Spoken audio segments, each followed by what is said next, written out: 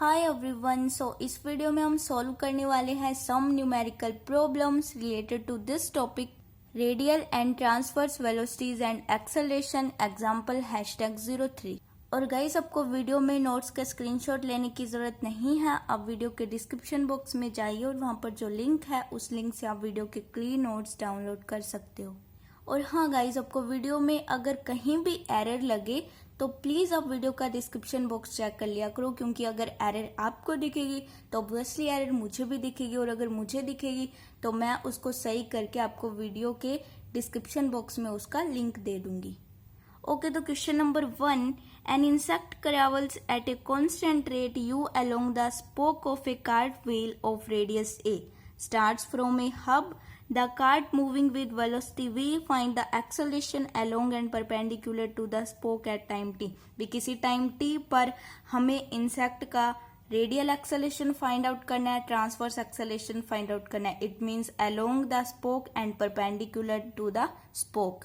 तो चलिए अब हम एक डायग्राम की हेल्प से पूरे क्वेश्चन की थीम को शो करते हैं। लेकिन उससे पहले भी इस क्वेश्चन में कुछ ऐसे वर्ड्स का यूज हुआ है लाइक हब, लाइक स्पोक, तो उनको हम देखते हैं कि एक्चुअली वो है क्या। तो सबसे पहले तो यहाँ पर हमें एक चीज दिख जाती है कि इस क्वेश्चन में एक कार्ट व्हील, इट मीन्स गाड़ी का पहिया है, तो उसकी बात हुई है। तो सबसे पहले तो हम एक गाड़ी का पहिया ड्रॉ करते हैं। हमने ड्रॉ किया, ये कोई कार्ट व्हील है, कोई व्हील है। ओके, तो इसमें जो स्पोक होते हैं वो क्या होते हैं कि जो पहिया है उसमें वो तारें सी लगी होती है ना, खूब सारी, ऐसे ऐसे ऐसे ऐसे। तो जैसे ये लगाई मैंने, ये लगाई, ऐसे ऐसे लगी होती है, तो वो होती है स्पोक। ओके, तो हब क्या होता है, जो बीच में जो ओरिजिन होता है उन सब का, कि उन सब तारों का एक ओरिजिन, कि उस सर्कल का, पहिया इट मीन्स सर्कल, तो उसका जो ओरिजिन होता है तो वो होता है हब। तो अभी हम देखते हैं डायग्राम, एक्चुअली जो ये वाला डायग्राम है। तो सबसे पहले तो हमने एक पहिया ड्रॉ कर लिया। ओके, ये ग्रीन लाइन। ओके, ये कोई कार्ट व्हील है। तो सबसे पहले हमें क्या देखना है कि कोई इंसेक्ट है, वो रेंगता है, और लेकिन वो स्टार्ट कहाँ से करता है, start from a hub. Hub it means origin से स्टार्ट करता है। हमने ओरिजिन को मान लिया O point, it means O point से वो रेंगना शुरू करता है। तो वो रेंगना शुरू करता है कब करता है, जब गाड़ी v वेग से चलती है। इट मीन्स यहाँ पर इसने लिखा है the cart moving with velocity v, मतलब गाड़ी v वेग से चलती है, तो गाड़ी को मैंने इस डायरेक्शन में चला दिया, क्योंकि इसने फिक्स डायरेक्शन नहीं दी। अगर इसने फिक्स डायरेक्शन नहीं दी तो हम कोई भी डायरेक्शन ले सकते हैं, हम ऐसा भी ले सकते हैं, हम गाड़ी को इधर भी मूव करा सकते हैं। तो मैंने गाड़ी को इधर मूव करा दिया कि गाड़ी की वेलोसिटी है v।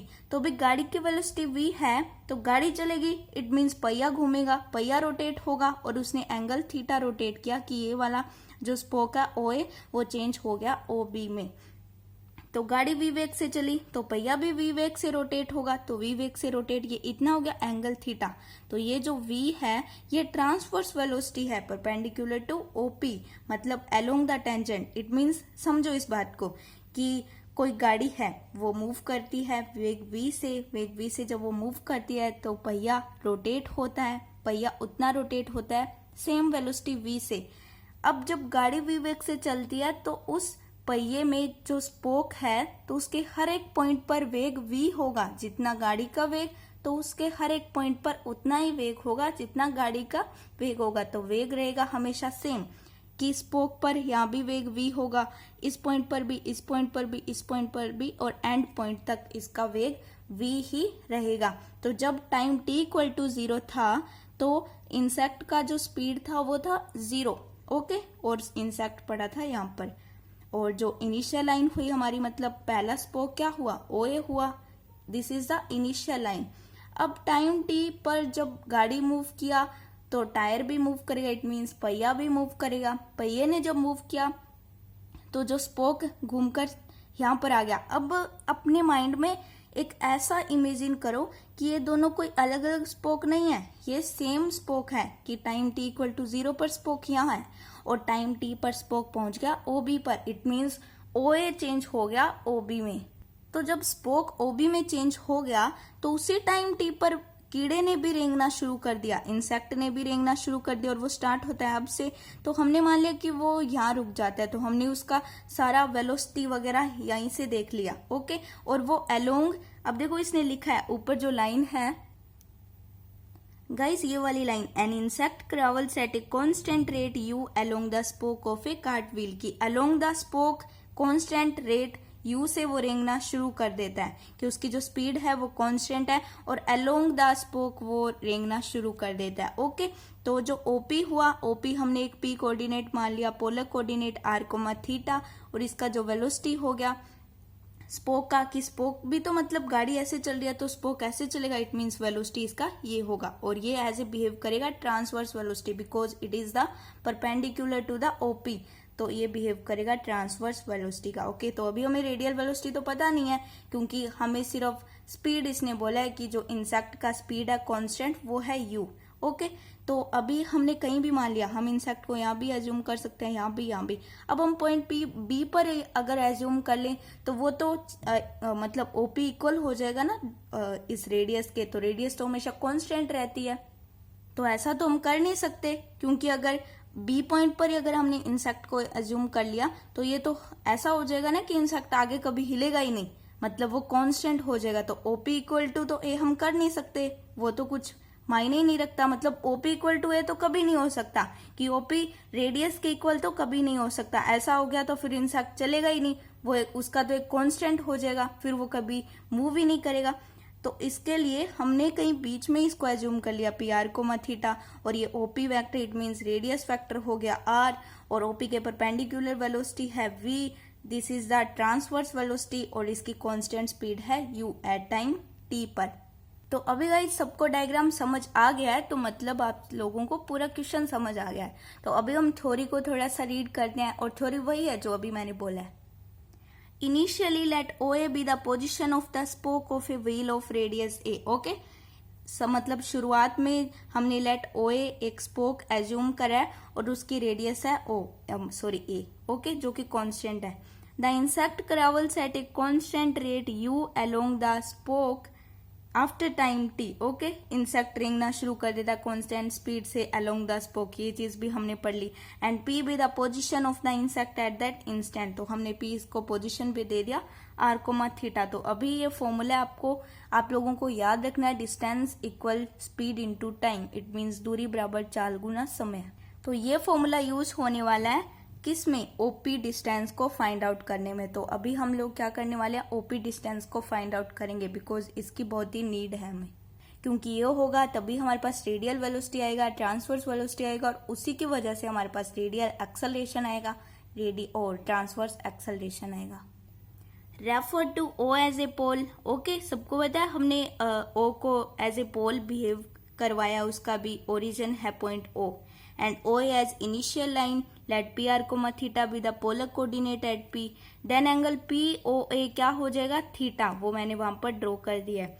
तो अभी क्या था, distance equal speed into time, distance it means OP distance कितना हुआ टाइम टी पर, तो टाइम टी पर क्या हो रहा था, टाइम टी इक्वल टू 0 पर स्पोक OA था, टाइम टी पर वो OA कितना एंगल चला, OA OB में चेंज होने के लिए कितना एंगल चला, थीटा, और कितने टाइम में, टी टाइम में।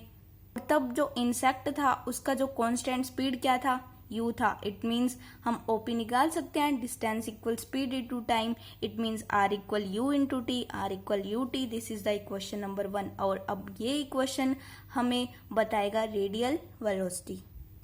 Since the cart moves with velocity v, therefore velocity of any point of the wheel relative to the centro is also v and is along the tangent to the wheel at that point। तो ये बात भी मैंने पहले बता दी है कि जब कार्ट मूव कर रही है with velocity v, it means गाड़ी चल रही है विद वेलोसिटी v, तो उस व्हील लाइक स्पोक उसके हर एक पॉइंट पर वेलोसिटी सेम रहेगा और वो वेलोसिटी होगा v, and is along the tangent to the wheel at that point, कि वो अलोंग द टेंजेंट होगा ना वहां पर, कि हम वहां पर कहीं भी सर्कल ड्रॉ करें तो वो जो ट्रांसवर्स वेलोसिटी है तो एज ए टेंजेंट होगा, मतलब वो अलोंग द टेंजेंट होगा। मतलब यहाँ देखो कि एक पहिया है और इसके सरफेस पर हमने एक लाइन ड्रॉ कर दी, तो वो क्या बिहेव करेगी, एज ए टेंजेंट लाइन, तो वो हो गया। और ट्रांसवर्स वेलोसिटी भी हमारी क्या है कि इसको टच करके जा रही है, टच करके जा रही है, इट मीन्स ट्रांसवर्स वेलोसिटी भी एज ए टेंजेंट बिहेव करेगी, और हम इसको कह सकते हैं कि ये हो जाएगा अलोंग द टेंजेंट, कि अगर हम स्मॉल सर्कल यहाँ पर ड्रॉ करें तो ये भी तो अलोंग टेंजेंट, तो हम छोटे छोटे सर्कल ड्रॉ करेंगे तो वो सारी ट्रांसवर्स वेलोसिटी क्या होगी, अलोंग द टेंजेंट। अब क्योंकि हमें इंसेक्ट का रेडियल एक्सेलरेशन चाहिए, ट्रांसवर्स एक्सेलरेशन चाहिए, तो हमें उससे पहले चाहिए रेडियल वेलोसिटी और ट्रांसवर्स वेलोसिटी। सो हम रेडियल वेलोसिटी कैसे फाइंड आउट कर सकते हैं कि हम इक्वेशन नंबर 1 का अगर एक बार डेरिवेटिव कर दें विद रिस्पेक्ट टू टी, तो वो किस में चेंज हो जाएगा, dr upon dt equal to u में, कि ये इक्वेशन नंबर 1 है, इसका डेरिवेटिव हो गया विद रिस्पेक्ट टू टी, तो dr upon dt equal to u हो जाएगा, और this is the radial velocity of the insect along the spoke.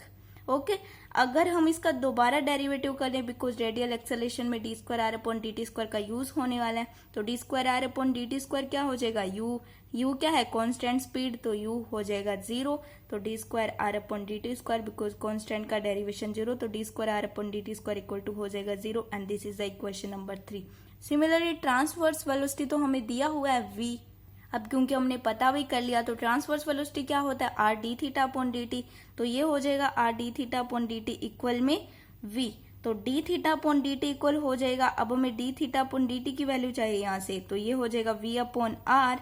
अब क्योंकि r कोई OP it means radius vector नहीं है, क्योंकि ये यहाँ पर तो r ये शो कर रहा है कि रेडियस वेक्टर है, कि जब भी हमने प्रीवियस वीडियो में हमने ड्राइव किया था तो ये r क्या शो करता था कि रेडियस वेक्टर है, तो इसका मतलब ये नहीं है कि हम r की वैल्यू ut रख देंगे, क्योंकि अभी हमने इक्वेशन नंबर 1 में रेडियस वेक्टर निकाला है तो वो है ut। बट अगर हम इसको ऐसा लिख देते हैं तो ये हो गई एंगुलर वेलोसिटी, तो एंगुलर वेलोसिटी क्या होती है, rate of change of displacement with respect to T.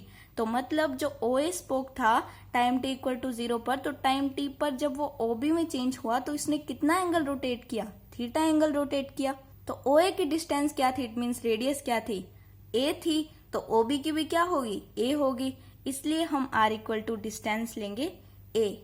क्योंकि स्टूडेंट्स को बहुत ही कंफ्यूजन क्रिएट करता है, बट यहाँ पर कंफ्यूजन बिल्कुल नहीं होना चाहिए कि जब OA चेंज होगा OB में, और हम सब लोग जानते हैं कि OA की डिस्टेंस कितनी है a, तो OB की भी तो डिस्टेंस a ही होगी, कि हम OB के बीच का जो पार्ट OP की वैल्यू थोड़ी ना रखेंगे, यहाँ पर हम तो OB की वैल्यू रखेंगे, और OB की वैल्यू क्या है, a है। तो ये हो गया D theta upon d T equal v upon a, question number 4। तो अभी हम इंसेक्ट का रेडियल एक्सेलरेशन देखेंगे। The acceleration of the insect along the spoke, it means radial acceleration at point point P पर ही तो हम रेडियल एक्सेलरेशन देखेंगे, क्योंकि हमने एज्यूम इंसेक्ट को वहां किया है और लेट किया है, हमने मान लिया, तो वो पॉइंट P हम स्पोक में कहीं भी मान सकते थे पॉइंट B को छोड़कर। ओके, क्योंकि पॉइंट B को अगर मानते तो फिर वही बात जो मैं पीछे बोल चुकी हूँ कि रेडियस इक्वल हो जाता OP के, तो वो नहीं हो सकता कभी। तो d square r upon d t square minus r d theta upon d t का होल स्क्वायर, ये होता है रेडियल एक्सेलरेशन का फॉर्मूला। सो आर की वैल्यू मैंने पुट कर दी यूटी, तो ये तो हो जाएगा 0, तो मैंने पीछे फाइंड आउट भी किया है। और आर इक्वल टू यूटी, तो इस बार पॉइंट पी पर निकाल रहे हैं, तो ऑब्वियसली ओपी की वैल्यू आएगी, तो यूटी, और D theta upon d t की वैल्यू हम सब लोग जानते हैं वी अपॉन ए, तो ये फाइनली हो गया minus u v square upon a square t. तो अभी हम देखेंगे ट्रांसवर्स एक्सेलरेशन, क्योंकि हमने रेडियल एक्सेलरेशन तो इंसेक्ट का बता दिया है along the spoke. And transverse acceleration at P, it means perpendicular to the spoke, formula होता है 2r dot theta dot plus r theta double dot. तो इस बार हम इस फॉर्मूला का यूज करने वाले हैं, क्योंकि इस बार हमें d theta upon d t की वैल्यू पता है, वो कांस्टेंट है, तो d square theta upon d t square हो जाएगा 0। तो ये होता है 2dr upon d t d theta upon d t plus r d square theta upon d t square. तो d r upon d t की वैल्यू u है, and d theta upon d t की value v upon a है, and D square theta upon d t square, क्योंकि v upon a है एक constant quantity, तो d square theta upon d t square constant का 0, तो ये हो जाएगा 0 के equal. So finally transverse acceleration जो कीड़े का होगा वो होगा 2uv अपॉन a। तो अब हम चलते हैं नेक्स्ट क्वेश्चन की ओर। Now guys question number 2। Question number 2 ये जो है वो ज्यादा टफ नहीं है। Okay, a boat which is driven with constant velocity u start from a point A on the bank of a river which flows with a constant velocity v, and it points always towards a point B on the other bank exactly opposite to A.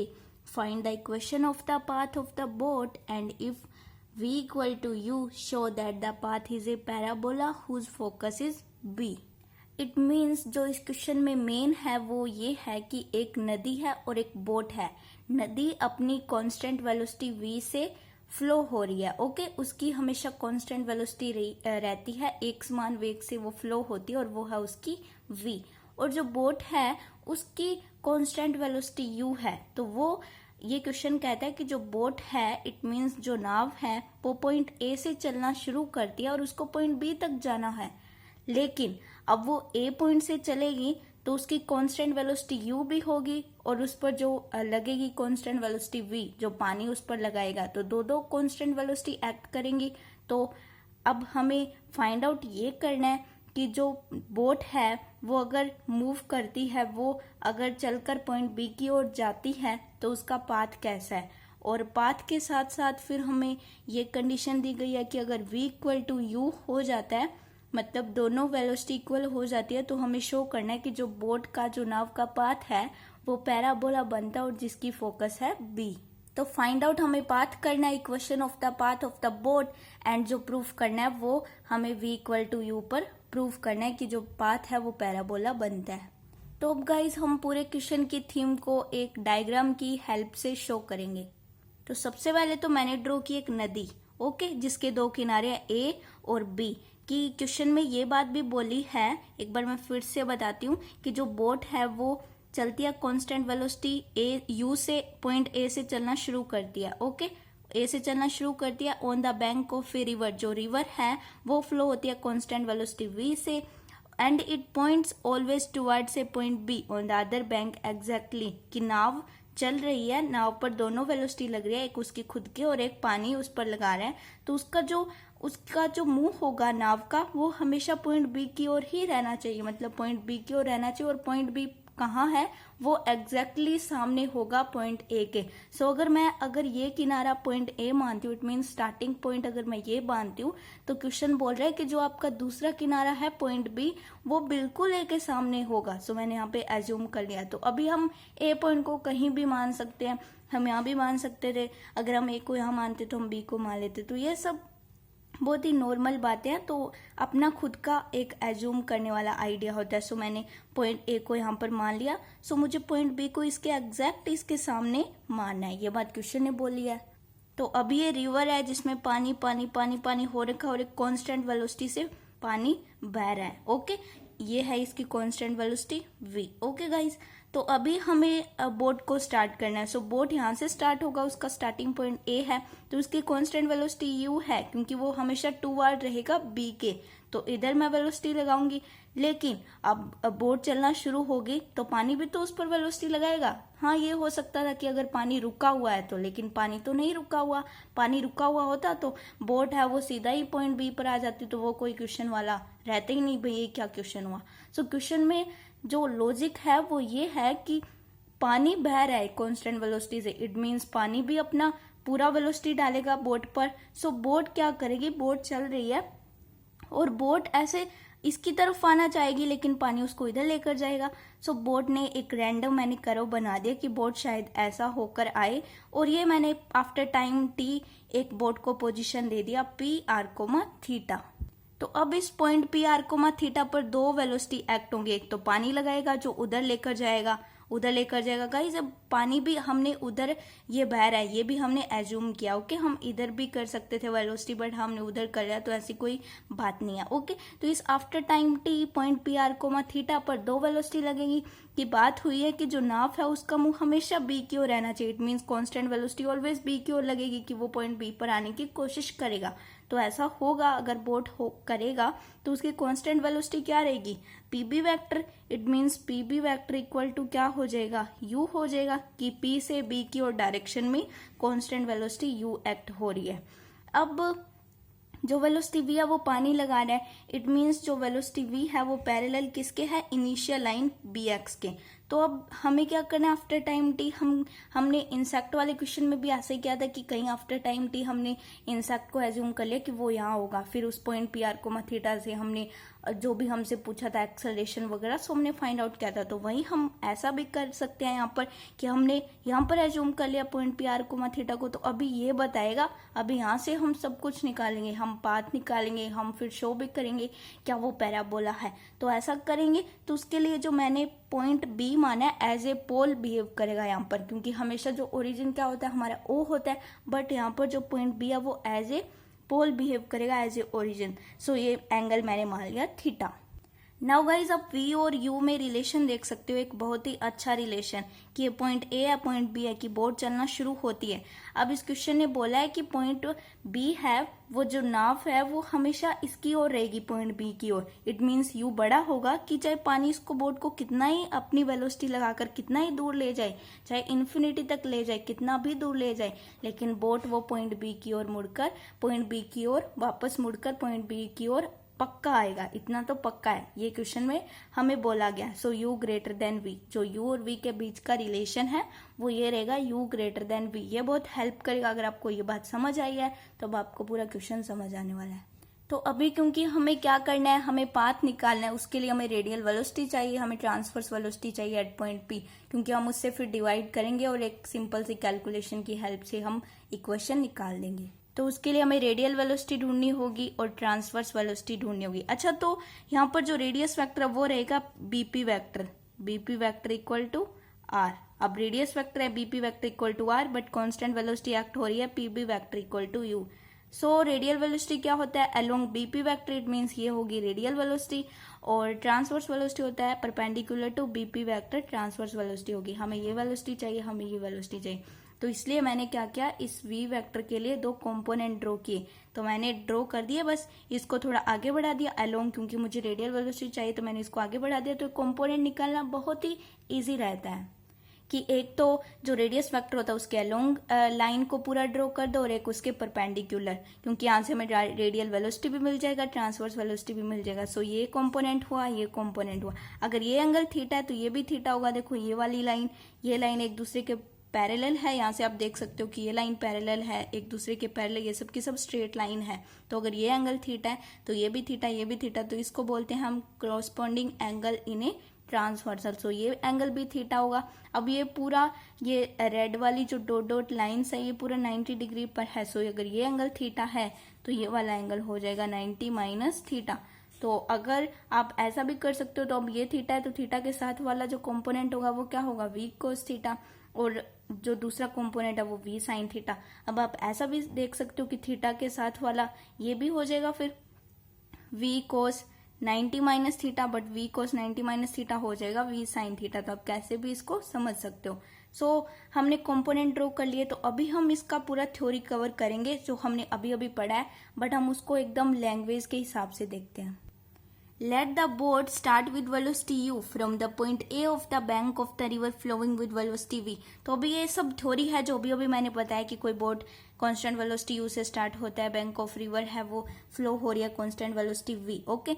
और जो b point है वो exact उसके सामने रहेगा point a के, okay. तो हमने take the point b as a pole, हमने b पॉइंट को लिया और bx जो है वो इनिशियल लाइन है। तो एक pr comma theta be the position of the boat after time t। फिर हम देखेंगे कि उस पॉइंट P पर दो वेलोसिटी एक्ट होती है, हमें दो वेलोसिटी दिखाई देती है, एक तो U जो अलोंग PB है और एक V जो parallel to BX, it means initial line है। तो ये बात भी हमने कर ली। नाउ तो अभी हम निकालेंगे रेडियल वेलोसिटी और transverse velocity with the help of diagram and components. Guys, तो पहले हमने क्या देखा था कि जो रेडियल वेलोसिटी होती है वो along radius vector, it means BP vector. तो क्या होगी रेडियल वेलोसिटी हम पहले निकालते हैं। तो एक कंपोनेंट तो है along BP v cos theta, but इसके अपोजिट में भी तो यू वेलोसिटी लग रही है, लेकिन उनमें से ज्यादा कौन सा हुआ, अभी हमने यू और वी के बीच का जो रिलेशन निकाला था तो उसमें क्या था, u greater than v. It means u बड़ा रहेगा क्योंकि जो बोट है वो पॉइंट बी पर आने की कोशिश करेगा। ये बात क्वेश्चन ने बोल दी और वो इसकी मदद से हमें ये बताना चाहता था, हमको इशारा किया कि यू जो है वो बड़ा रहेगा। इट मीन्स जो रिजल्टेंट वेलोसिटी है वो किधर आएगी, इट मीन्स जो दो कंपोनेंट अगर ऑपोजिट डायरेक्शन में होते हैं तो वो माइनस होते हैं, लेकिन इस बार u माइनस में नहीं आएगा, इस बार v कोस थीटा माइनस में आएगा, because u greater than v। मतलब पूरा रिजल्टेंट किस साइड लगेगा, along pb vector. It means इधर जो वेलोसिटी आएगा जो रिजल्टेंट वो होगा u minus v cos theta. But हमने क्या सीखा है कि जो रेडियल वेलोसिटी होता है वो अलोंग बीपी वेक्टर होता है, बट हमें रिजल्टेंट मिला है अलोंग पीबी वेक्टर। सो बीपी वेक्टर निकालने के लिए हम क्या करेंगे, जो डायरेक्शन हो जाएगा वो उल्टा हो जाएगा, इट मींस नेगेटिव साइन आ जाएगा, negative u minus v cos theta. So हमें रेडियल वेलोसिटी तो मिल गया। अभी जो ट्रांसवर्स वेलोसिटी होता है सिमिलरली ऐसा ही वो होगा, क्योंकि ट्रांसवर्स वेलोसिटी क्या होता है, इधर होता है, because of opposite direction v sine theta में मिला है, सो ट्रांसवर्स वेलोसिटी होगा माइनस v साइन थीटा।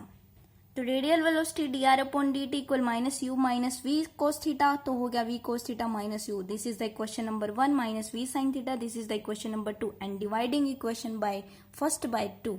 अब क्योंकि गाइस काफी टाइम हो गए तो इसको हम फटाफट से कर लेते हैं। एक्चुअली बहुत ही सिंपल कैलकुलेशन है। ओके, तो equation first by second dr upon dt upon r d theta upon dt ये हो गया। ओके, इसको हमने किया सोल्व, तो dr upon r d theta equal to v cos theta minus u upon minus v sine theta. So dr upon r हम variable separation वाला method लगाएंगे कि दो वेरिएबल है r और थीटा, दोनों को सेपरेट करेंगे। सो हमने r को इधर किया, थीटा को उधर किया, तो dr अपॉन r। अब इसको अलग से डिवाइड कर दिया कि ये हो गया minus cot theta plus u upon v cosec theta d theta के अलग अलग इसको डिवाइड कर दिया, v cos theta upon minus v sine theta minus plus u upon v sine theta. उसके बाद हम करेंगे इसका integration of d r upon r, फिर minus cot theta d theta plus u upon v integration of cosec theta d theta. तो अभी हमें देखना है इनका इंटीग्रेशन। नाउ कोट थीटा का इंटीग्रेशन होता है log साइन थीटा, तो ये हो गया minus log sine theta plus u upon v. Cosec theta का integration log cosec theta minus cot theta. सबको पता होता है कि अब सब log हमें है तो हम एक कांस्टेंट भी ऐड करेंगे जो होगा log c, बिकॉज लिमिट नहीं है, सो हमें एक कांस्टेंट इंटीग्रेशन लेट करना पड़ता है और प्लस करना पड़ता है। तो log r minus log c ये वाला उधर आएगा। अब यहाँ पर सबका अपना मर्जी है कि कौन कैसे कैलकुलेट करके सोल्व करता है, तो इसमें कोई टेंशन वाली बात नहीं है। तो मेरा तो ये है log r अपॉन c हो गया, और इधर ये हो गया cosec theta minus cot theta, ये जो आगे होता है log के वो ऊपर पावर में चला जाता है, तो ये u अपॉन v, तो भी हो जाएगा log cosec theta minus cot theta की power u upon b upon sine theta. तो log से log कैंसिल, तो फाइनली जो इक्वेशन थर्ड है वो हमें मिल गई, और वो है equation of the path of the boat. तो अब क्योंकि गाइस इसमें दो फॉर्मूले यूज हुए, log m minus log n होता है log m अपॉन n, इसमें यूज हुआ था, इसमें यूज हुआ था। ओके, तो m log n equal to log n की पावर m, जो log के आगे जो भी टर्म होती है वो अगर हम ये फॉर्म है तो हम इसको ये वाली फॉर्म में भी लिख सकते हैं कि log n की पावर m हो जाता है। सो हमने यहाँ किया था, यहाँ कहीं किया था कि u अपॉन v इसके ऊपर चला गया था। ओके, तो अभी हमें जो कंडीशन अप्लाई करनी है वो है u इक्वल टू v। देखेंगे हम जो पाथ बनता है क्या। If v equal u, then from equation third, the equation of the path of the boat is given by, so u equal v हो जाएगा, तो u upon v equal 1, so r upon c equal cosec theta minus cot theta upon sine theta, ये रह जाएगा हमारे पास। And r upon c equal to, फिर हम इसका अलग से अलग अलग डिवाइड करेंगे, सो हमारे पास आ जाएगा 1 upon sine square theta minus cos theta upon sine square theta. Then हम इसका लेंगे LCM, r upon c equal 1 minus cos theta upon sine square theta. So 1 minus cos theta को हम लिख सकते हैं 2 sine square theta, because of cos theta equal होता है 1 minus 2 sine square theta by 2। And sine square theta it mean sine theta का formula होता है 2 sine theta by 2 cos theta by 2, angle half हो जाता है का स्क्वायर हो जाएगा। तो इसको सोल्व करने पर 1 अपॉन 2 कोस स्क्वायर थीटा हम इसका रेसिप्रोकल करेंगे, बिकॉज ऑफ इससे तो कुछ बन नहीं रहा, क्योंकि हमें एक path of parabola in polar coordinate होता है c upon r equal 1 plus cos theta. तो ऐसा हमें फाइंड आउट करना है, तो उसके लिए हम करेंगे reciprocal. So c upon r equal 2 cos square theta by 2 and cos theta equal 2 cos square theta by 2 minus 1 होता है। So c upon r equal to हो गया 1 प्लस कोस थीटा, क्योंकि अगर हम 2 कोस स्क्वायर थीटा बाई 2 के यहाँ से वैल्यू निकालेंगे, सो हमारे पास वैल्यू आएगी 1 plus cos theta and c upon r equal 1 plus cos theta. So ये होती है path of parabola in polar coordinate, which is the equation of a parabola with the focus at the pole b. अब जैसे parabola ये हो गया तो उसका फोकस क्या होगा, ये फोकस होगा। ओके, एंड इक्वेशन जो था वो हमें प्रूव करना था, और जो फाइंड करना था वो भी हमने किया एंड प्रूव भी कर दिया।